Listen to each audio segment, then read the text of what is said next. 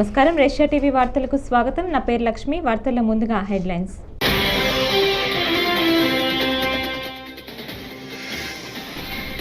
కలెక్టర్ల సమావేశం పెట్టి మరి ప్రజావేదికను కూల్చేశారు. కలెక్టర్ల సమావేశంలో చంద్రబాబు.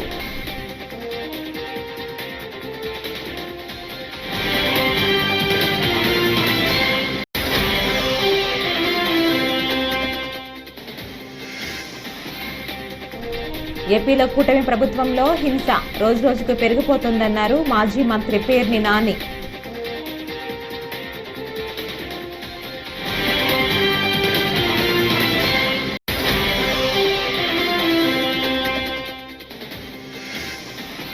చంద్రబాబు అనుభవజ్ఞుడు, ఆయన నుంచి నేర్చుకోవాల్సింది ఎంతో ఉంది. కలెక్టర్ల సమావేశంలో పవన్.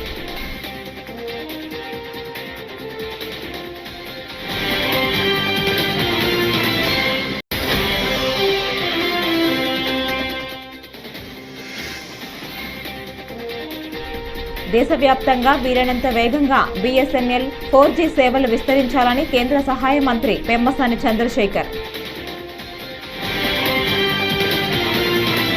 ఇక డీటెయిల్స్ చూస్తే ప్రజావేదిక కూల్చివేతతో గత ప్రభుత్వ విధ్వంసం మొదలైందని ఏపీ ముఖ్యమంత్రి నారా చంద్రబాబు నాయుడు వ్యాఖ్యానించారు. అమరావతిలో జరుగుతున్న కలెక్టర్ల సమావేశంలో మాట్లాడుతూ ఆయన వ్యాఖ్యలు చేశారు. కలెక్టర్లతో సమావేశం పెట్టి మరీ వేదికను కూల్చేశారని ఆవేదన వ్యక్తం చేశారు. గత ప్రభుత్వం అకృత్యాలను భరించలేకే ఎన్నికల్లో ప్రజలు వారికి గుణపాఠం చెప్పారని పేర్కొన్నారు. గత 5 ఏళ్లలో వైసీపీ నాయకులు రాష్ట్రంలోని అన్ని రంగాలను దోచుకున్నారని విమర్శించారు. గత ప్రభుత్వంలో చూసిన విధ్వంసం, బెదిరింపులు తమ ప్రభుత్వంలో ఉండవని స్పష్టం చేశారు. అక్కడ నుంచి 5 ఏళ్లు అన్ని రంగాల్లో ఒక రంగం అని మిగలలేదు. నేను 4వసారి ముఖ్యమంత్రి అయిన తర్వాత ఫస్ట్ టైం నేను ముఖ్యమంత్రి అయ్యాను. ఇబ్బందులున్నాయి, ఆర్థిక ఇబ్బందులున్నాయి, కానీ ఆఫీసర్లో మొరేల్ చాలా హైగా ఉంది. అప్పుడు ఆ రోజు జరిగింది కాస్తో కూస్తో ఇన్ఎఫిషియన్సీ, లేకపోతే కొంత కరప్షన్. ఇప్పుడు అట్లా కాకుండా విధ్వంసం, పనిచేసే ఆఫీసర్లందరినీ పక్కన పెట్టడం, ఆఫీసర్లు కూడా బ్లాక్మెయిల్ చేయడం, ఒకటి కాదు అన్నీ కలిసి ఈరోజు ఈ స్టేజ్కి నేను ఎప్పుడూ చూడనంత ఒకటి బ్రాండ్ ఏపీ దెబ్బతినింది. ఆఫీసర్ల యొక్క మనోభావాల్ని దెబ్బతీశారు. ఢిల్లీకి పోతే ఒకప్పుడు Andhra bureaucracy one of the best bureaucracy, మీరు గుర్తుపెట్టుకోవాలి. ఇక్కడి నుంచి పోయిన IAS ఆఫీసర్స్ సక్సెసివ్ 3-4 IT సెక్రటరీలు అయ్యారు కంటిన్యూగా. ఇక్కడ నుంచి పోయినటువంటి ఫైనాన్స్ సెక్రటరీస్ RBI గవర్నర్లు అయ్యారు. ఇక్కడి నుంచి పోయిన వాళ్ళు కేంద్రంలో కీలక బాధ్యతలు వహించారు. వరల్డ్ బ్యాంక్ వెళ్ళారు. ఈరోజు మనం చూస్తూ ఉంటే ఆంధ్ర ఆఫీసర్స్ అంటే ఢిల్లీలో కూడా అన్టచబుల్స్ కింద, వీళ్ళు ఏమి చేయలేరు అనే పరిస్థితికి వచ్చారు. ఎప్పుడు కూడా మనం గుర్తుపెట్టుకోవాల్సింది, నేను ఇంత మునిపే మీతో చెప్పాను, ఒక చిన్న తప్పు జరిగితే కరెక్ట్ చేయొచ్చుగా. ఏపీలో కూటమి ప్రభుత్వంలో హింస రోజురోజుకి పెరుగుతోందన్నారు మాజీ మంత్రి పేర్ని నాని. రెడ్ బుక్ రాజ్యాంగం కారణంగా పోలీసు వ్యవస్థ నిర్వీర్యమైపోయిందన్నారు. అలాగే పోలీసుల ముందే దారుణాలు జరుగుతున్నా పట్టించుకోవటం లేదంటూ ఆగ్రహం వ్యక్తం చేశారు. నిందితులు ఎవరో తెలిసినప్పటికీ వారి పేర్లను బయటకు చెప్పటం లేదన్నారు. నాయకత్వంలో ఏర్పాటైనటువంటి ఈ కూటమి ప్రభుత్వం శాంతి భద్రతలను కాపాడేటువంటి పోలీసు విధి నిర్వహణలకి కొత్త పోకడలో నడిపిస్తున్న పరిస్థితులను మనం చూస్తున్నాం. గతంలో మున్నెన్నడూ ఆంధ్రప్రదేశ్ రాష్ట్రంలో, ఉమ్మడి ఆంధ్రప్రదేశ్ రాష్ట్రంలో కూడా ఏ రోజు కూడా చూడనటువంటి పోలీసు విధి నిర్వహణలో కొత్త పోకడల్ని ఇవాళ ఈ కూటమి ప్రభుత్వంలో వీళ్ళ ముగ్గురు కలిసి నడిపిస్తున్న పరిస్థితులు మనం చూస్తున్నాం. పాత రోజుల్లో బీహార్ రాష్ట్రంలో, ఉత్తరప్రదేశ్ రాష్ట్రంలో అక్కడ ఇటువంటి ప్రభుత్వ ప్రేరేపిత హింసను మనం చూసిన పరిస్థితులను మనకి గతంలో జరిగిన పరిస్థితులు చూసాం. గతంలో ఏదైతే హింస, మరీ ప్రత్యేకించి రాజకీయ హింస పట్టపగ్గాలు లేని పరిస్థితుల్లో ఉత్తరాది రాష్ట్రాల్లో ఎక్కడెక్కడైతే జరిగినాయో ఇవాళ ఆ రాష్ట్రాలు కూడా చాలా బాగుపడినాయి. ఆ పాత సంఘటనల్ని, రాజకీయ నేర సంఘటనల్ని కూడా మళ్ళీ మనకి కళ్ళకు కట్టినట్టుగా ఇవాళ చంద్రబాబు నాయుడు గారు, పవన్ కళ్యాణ్ గారు, మోడీ గారు ముగ్గురి కూటమి ప్రభుత్వం వాళ్ళ ఆంధ్రప్రదేశ్ రాష్ట్రంలో మళ్ళీ మన కళ్ళకు కట్టినట్టుగా. అనుభవజ్ఞుడైన ముఖ్యమంత్రి చంద్రబాబు తనకు గురువని, ఆయన నుంచి తనలాంటి వారు నేర్చుకోవాల్సింది ఎంత ఉందని AP deputy CM Pawan Kalyan అన్నారు. అమరావతిలో నిర్వహించిన కలెక్టర్ల సమావేశంలో పవన్ ఈ వ్యాఖ్యలు చేశారు. రాజ్యాంగం ఎంత గొప్పదైనా దానిని అమలుపరిచేవారు సరిగా లేకపోతే ఆ వ్యవస్థ పనిచేయదని పవన్ పేర్కొన్నారు. బలహీనమైన రాజ్యాంగం ఉన్న ప్రజల కోసం పనిచేసేవారు ఉంటే ఆ వ్యవస్థ బాగా పనిచేస్తోందని అభిప్రాయపడ్డారు. నేర్చుకోవాలనుకునే తపన ఉన్నా తన లాంటి వారందరూ కలిసి వ్యవస్థలను ముందుకు తీసుకెళ్తామని పేర్కొన్నారు. నమస్కారం. ఇక్కడికి వచ్చిన డైనమిక్ అండ్ యంగ్ కలెక్టర్స్ అందరికీ, అనుభవంతో ఉన్న డిపార్ట్మెంట్ హెడ్స్కి, ప్రిన్సిపల్ సెక్రటరీస్కి, ప్రతి ఒక్కరికి పేరు పేరున నా హృదయపూర్వక నమస్కారం. I welcome you all. Thank you for giving an opportunity to be a part of this meeting. మీ దృష్టికి, we came into power of a huge public mandate, 164 assembly seats, 21 MPs, 93% striking rate తోటి ఈ ప్రభుత్వాన్ని స్థాపించగలిగా ఉంటే, people are looking for very committed deep change కోరుకుంటూ ఉన్నారు. ఈ పరిస్థితికి రావడానికి మేమందరం కూడా చాలా నలిగి వచ్చాం. వ్యక్తిగతంగా మా మీద దాడులు కానీ, తిట్లు కానీ, ఇంక్లూడింగ్ గత ప్రభుత్వం నుంచి మాకు థ్రెట్స్ కానీ, ఇంక్లూడింగ్ కుటుంబ సభ్యుల మీద దాడులు కానీ, ఇవన్నీ అనుభవించి వచ్చామంటే, ఇంత భరించి మేము ఎందుకు వచ్చామంటే వ్యవస్థల్ని బతికించాలనే చెప్పి. గత ప్రభుత్వం కళ్ళ ముందే మీలాగా చదువుకొని సివిల్ సర్వీసెస్లోకి వచ్చి మీరు ఎంత కష్టపడి ఐఏఎస్లు చదివి ఉండాలో, ఎంత పోటీ పడి, లక్షలాది మంది పోటీ పడితే a handful of collectors would come out and emerge out. అలాంటి ఒక దేశవ్యాప్తంగా వీలైనంత వేగంగా BSNL 4G సేవలు విస్తరించాలని కేంద్ర రాష్ట్ర ప్రభుత్వాలు నిర్ణయించాయని కేంద్ర సహాయ మంత్రి పెమ్మసాని చంద్రశేఖర్ అన్నారు. ఆదివారం తాడికొండలో 4G టవర్ను ఎమ్మెల్యే శ్రావణ్ కుమార్తో కలిసి పరిశీలించారు. అనంతరం బేస్ బ్యాండ్ యూనిట్ను ఆయన ప్రారంభించారు. పెమ్మసాని మాట్లాడుతూ సెప్టెంబర్ కల్లా 70%, మార్చిలోపు 100% 4G సేవలను దేశవ్యాప్తంగా అమలు చేయబోతున్నామన్నారు. ఈరోజు chairman and managing director CMD BSNL Robert Ravi గారు, అదేవిధంగా శేషాచలం గారు, ఆంధ్రప్రదేశ్ చీఫ్ జనరల్ మేనేజర్ గారు ఏపీ BSNL ఇక్కడికి వచ్చున్నారు. ఎందుకు అంటే దేశంలో BSNL 4G ఎంత ఫాస్ట్గా వీలైతే అంత ఫాస్ట్గా తీసుకురావాలనేటువంటి ఒక కార్యక్రమం తీసుకున్నాం. డైలీ రివ్యూస్ చేస్తూ ఈ సెప్టెంబర్కి 70%, నెక్స్ట్ మార్చి కల్లా క్లోజ్ టు 100%, ఒక 1-2 months గ్రేస్ పీరియడ్ ఉన్న అటు ఇటుగా నెక్స్ట్ మార్చికి 100% 4G సేవలు ఇండియా మొత్తం BSNLలో తీసుకురావాలనేది మా ప్రయత్నం. ఆ ప్రయత్నంలో భాగంగా ఇక్కడికి వచ్చి ఇక్కడ కంప్లీట్ అయినటువంటి టవర్ని ఇన్స్పెక్ట్ చేయటం, టెస్టింగ్ చేయటం, ఇవన్నీ చేస్తూ ఉన్నాము. ఇవన్నీ ఎందుకు చేస్తూ ఉన్నాం అంటే మీకు తెలియదు కాదు, ఇప్పుడు కాంపిటీషన్ తక్కువ ఉంది, రెండే ఉన్నాయి, ఎయిర్టెల్, జియో. దాదాపుగా మోనోపోలీ, డ్యూయోపోలీ వచ్చేటువంటి పరిస్థితి. వాళ్ళిద్దరూ కనుక ఒక విధంగా అనుకోని రేట్లు పెంచితే పేదవాడు ఆప్షన్ లేనటువంటి పరిస్థితి. కాబట్టి కేంద్ర ప్రభుత్వం కొన్ని వేల కోట్ల రూపాయలు పెట్టి ఈ రోజున ఎక్స్ట్రా 4G కావాల్సిన టెక్నాలజీని, అడిషనల్ టవర్సు సిటీస్లోనే కాకుండా రూరల్ ప్లేసెస్లో అత్యంత మారుమూల గ్రామాల్లో, ఆ మారుమూల గ్రామాల్లో ఎక్కువ మంది డబ్బులు ఎక్కువ పెట్టి పే చేయలేరు. ప్రైవేట్ ప్లేయర్స్ ఎక్కువగా కూడా రాలేరు అక్కడికి. వాళ్ళు చేయాలనుకున్నా వాళ్ళకి బిజినెస్ వైబిలిటీ ఉండదు. కాబట్టి ఆ ప్రాంతాలకు ఇంటర్నెట్ ఇవ్వాలంటే కేవలం కేంద్ర రాష్ట్ర ప్రభుత్వాలు తలుచుకొని డబ్బు ఖర్చు పెట్టి లాభాపేక్ష లేకుండా చేసినప్పుడు మాత్రమే ఆ పేద ప్రజలకి న్యాయం జరుగుతుంది. ఆ ఉద్దేశం. మంత్రి హోదాను పక్కన పెట్టి డాక్టర్ నిమ్మల రామానాయుడు శ్రమదానం చేశారు. పశ్చిమ గోదావరి జిల్లా యలమంచిలి మండలం ఆర్యపేట గ్రామంలో అంబేద్కర్, బాబు జగజ్జీవన్ రామ్ విగ్రహాల పైకప్పు స్లాబ్ నిర్మాణ పనుల్లో ఆయన భాగం పంచుకున్నారు. స్వయంగా ఇసుక, కంకర గమ్యాలను నెత్తి మీద పెట్టుకొని మోశారు. కార్మికులతో కలిసి పనిచేశారు. Doctor BR Ambedkar, mother Teresa స్ఫూర్తితోనే తాను రాజకీయాల్లోకి వచ్చానన్నారు. ప్రతి ఒక్కరూ మానవత్వంతో అభివృద్ధి పనుల్లో భాగస్వామ్యం కావాలని కోరారు.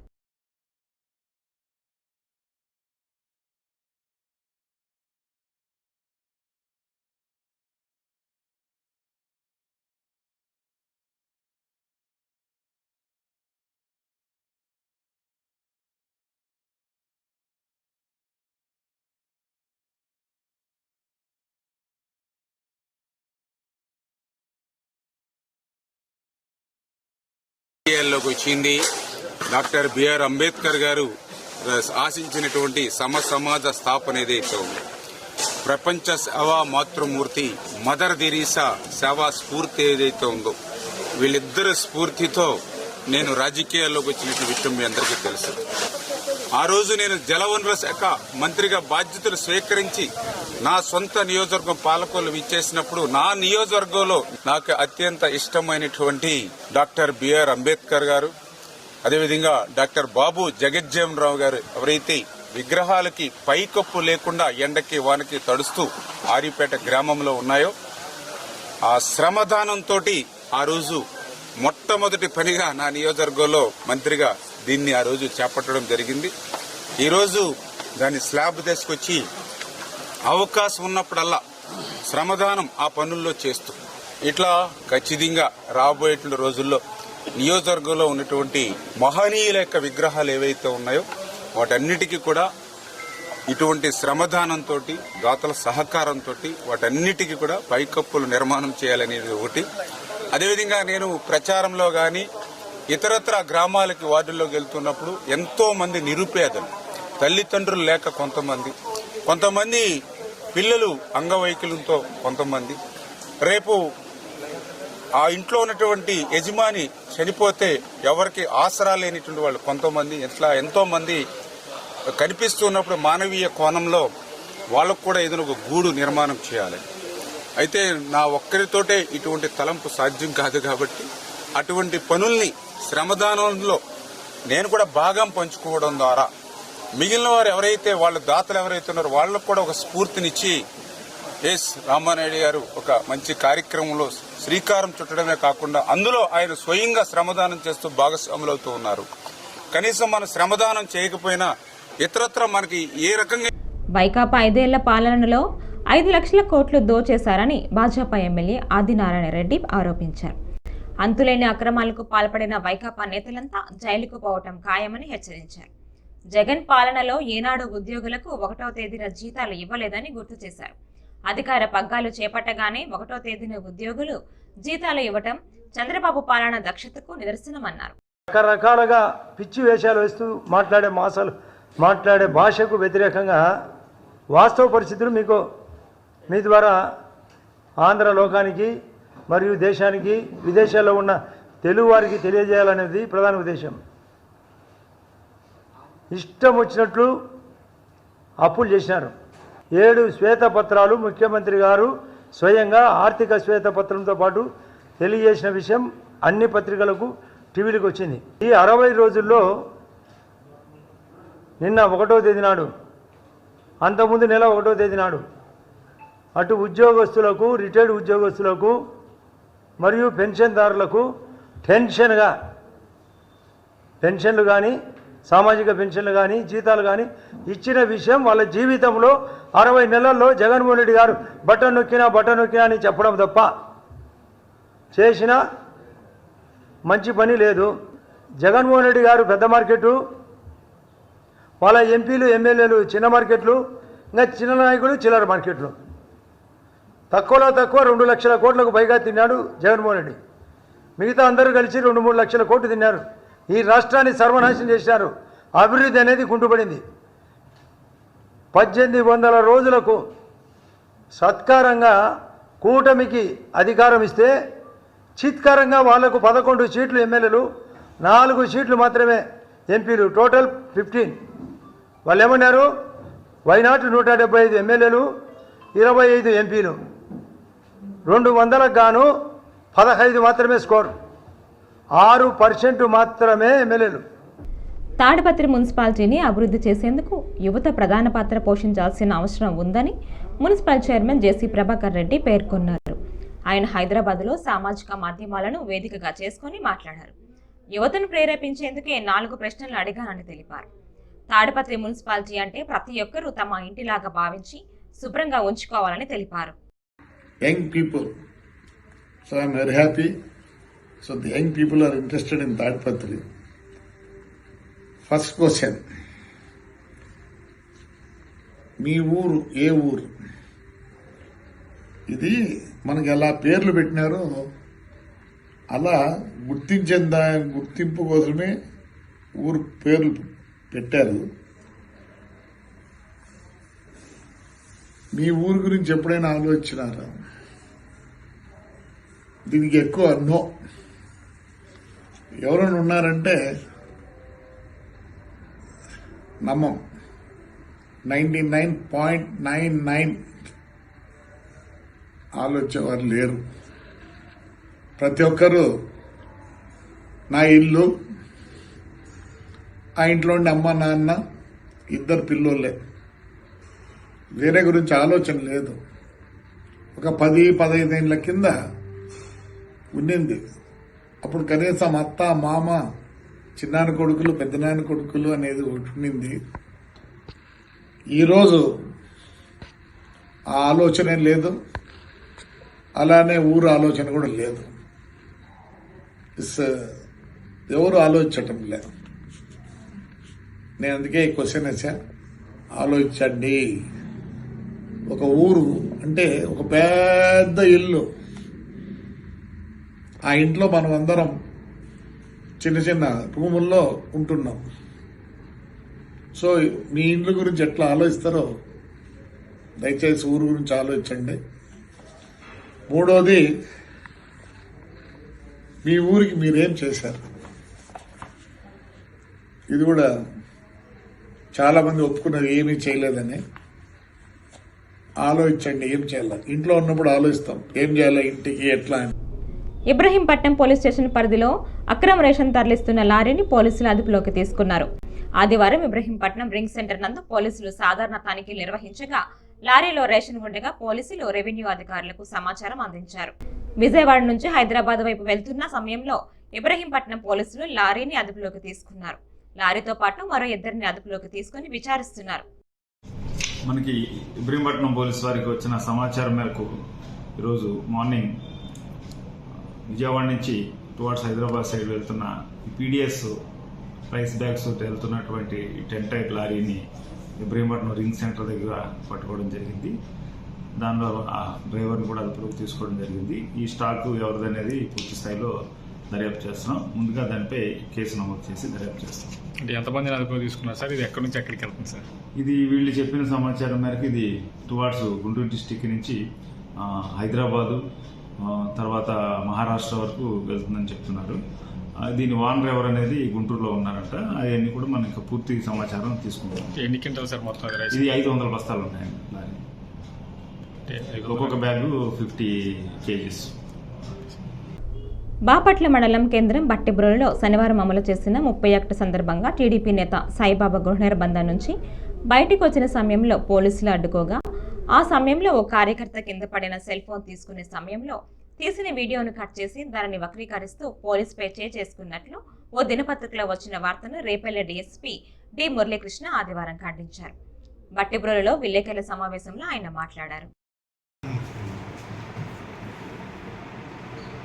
బట్టిబ్రోలు పోలీస్ స్టేషన్ పరిధిలో వైసీపీ నాయకులు మరియు టీడీపీ నాయకులు పరస్పరం నిందారోపణలు చేసుకుంటూ 3వ తారీఖున రతన్ సెంటర్లో ఒక బహిరంగ చర్చా వేదిక ఏర్పాటు చేసుకుంటామని చెప్పి పర్యవేక్షణ పెట్టారు. దానికి సంబంధించి బట్టిపోల్లో 30 పోలీస్ యాక్ట్ అమల్లో ఉండడం వల్ల మరియు శాంతి భద్రతలకు భంగం కలిగే అవకాశం ఉందని వారిద్దరికి కూడా అనుమతి నిరాకరించాము. ఈ సందర్భంగా ఇద్దరు నాయకులు కూడా ఆ రోజు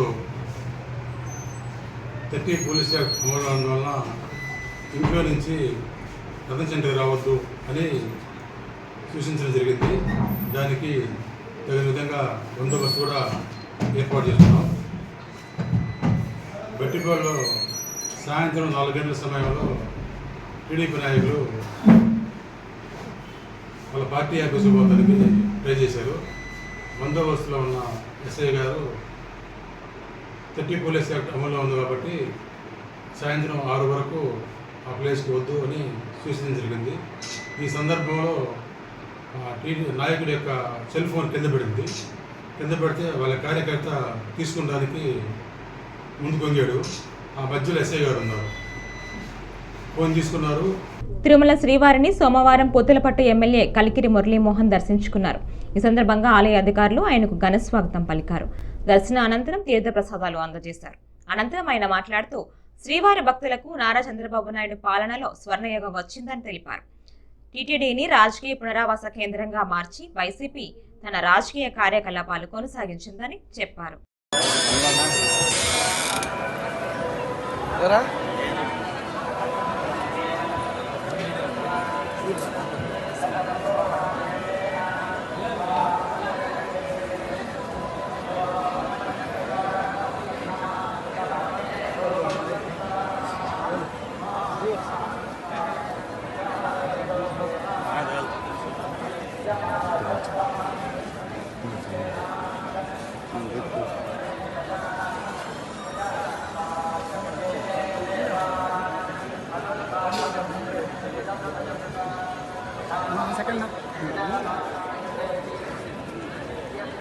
తిరుపతి దేవస్థానం యొక్క పవిత్రత, తిరుమల తిరుపతి యొక్క ప్రాశస్త్యం. శ్రీకాళహస్తీశ్వర దేవస్థానం అనుబంధమైన శ్రీ దుర్గేశ్వర స్వామి ఆలయంలో సోమవారం స్వామివారికి పాలు, పెరుగు, పంచామృతం, సుగంధ ద్రవ్యాలతో అభిషేకం చేసి అనంతరం స్వామివారిని చక్కగా పూలమాలతో సుందరంగా అలంకరించి పూజా కార్యక్రమాలు నిర్వహించారు. విశేషంగా భక్తులు దుర్గేశ్వర స్వామిని దర్శించుకున్నారు.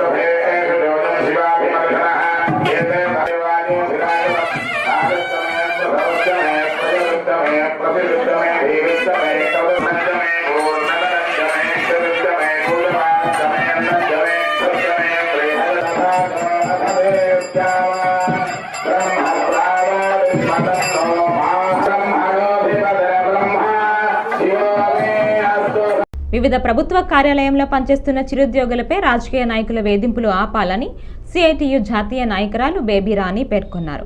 సోమవారం సిఐటియు ఆధ్వర్యంలో భారీ ర్యాలీ నిర్వహించి కాకినాడ జిల్లా కలెక్టర్ వద్ద ధర్నా కార్యక్రమం చేపట్టారు. ఈ సందర్భంగా ఆమె మాట్లాడారు. ఇటీవల కాలంలో కాంట్రాక్ట్ అవుట్సోర్సింగ్ లో పనిచేస్తున్న ఉద్యోగులపై రాజకీయ నాయకులు వేధింపులు పెరిగాయన్నారు. రాష్ట్ర ప్రభుత్వం ఎన్నికల ముందు అనేక హామీలు ఇచ్చింది. అయితే ఎన్నికల ముందు ఇచ్చిన హామీలన్నీ వాస్తవాలు కాదు అని చెప్పి కొంతమంది అంటున్నారు. ఆ వాస్తవాల ప్రభుత్వం ఇది, లేకపోతే ఆ వాస్తవాల ప్రభుత్వమే తేల్చుకోవాల్సిన అవసరం ఉంది. లేదంటే స్కీమ్ వర్కర్లని రాజకీయ వేధింపులు ఉండవు, మీకు ఉద్యోగ భద్రత కల్పిస్తాము, మీ కనీస వేతనాలు అమలు చేస్తామని చెప్పారు. అలా చెప్తేనే వీళ్ళందరూ ఓట్లేశారు. కానీ ఈరోజు ఏం చెప్తున్నారు, మొత్తం మీరు ఇల్లుకి వెళ్ళిపోండి, మా వాళ్ళు వస్తారని చెప్తున్నారు. బీఓఎల్ని, మిడ్ డే మీల్ వర్కర్లని, అంగన్వాడీల మీద, అలాగే ఆశాల మీద వేధింపులు విపరీతంగా పెరిగిపోయినాయి. ఫీల్డ్ అసిస్టెంట్ల మీద 104, 108 మీద కూడా వేధింపులు పెరిగినాయి.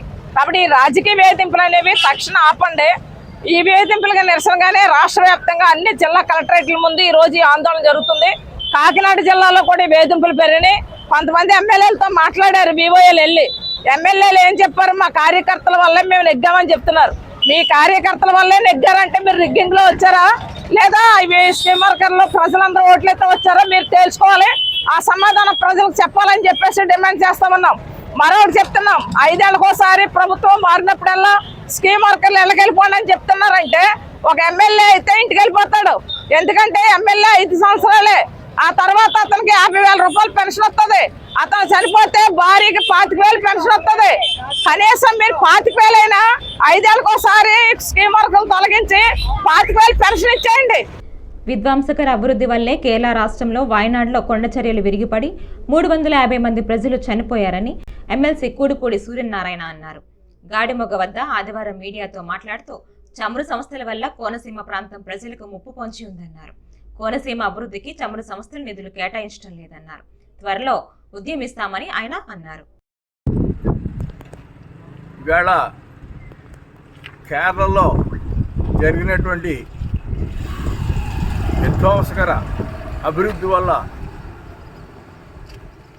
అనేక వందల మంది కొండ చర్యలు విరిగిపోయి చనిపోయారు. ప్రపంచం అంతా కూడా వారికి సంతాపం తెలుపుతూ అనేక విధాల సహాయ సహకారాలు అందించడానికి ముందుకు వస్తున్నారు. ఈవేళ హోంమంత్రి గారు, నేషనల్ హోమ్ మినిస్టర్, మేము హెచ్చరికలు చేసినా కూడా ఆ ప్రభుత్వం ఖాతరు చేయలేదని చెప్తున్నారు. ఈవేళ ఈ విధ్వంసకర దోపిడీ అనేది